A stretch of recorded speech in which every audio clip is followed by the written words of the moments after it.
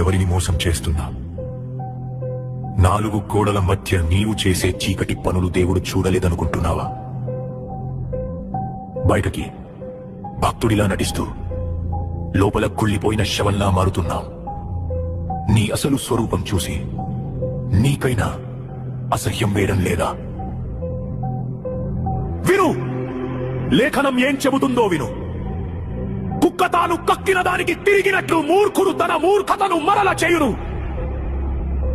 మళ్ళీ అదే పాపం, మళ్ళీ అదే అబద్ధం, మళ్ళీ అదే వ్యభిచారం. కక్కిన వాంతిని తినే కుక్కకి పదే పదే పాపం చేసే నీకు తేడా ఏముంది? నువ్వు మనిషివా లేక ఆత్మ చచ్చిపోయిన మృగానివా? నువ్వు చచ్చిపోతున్నావు. నీ ఆత్మీయ జీవితం శవంలా మారి కుళ్ళిపోతుంది. దేవుని కృపను నీవు అలుసుగా తీసుకుంటున్నావు. ఆయన ప్రేమిస్తాడు నిజమే, కానీ నీ పాపాన్ని ఆయన సహించడు.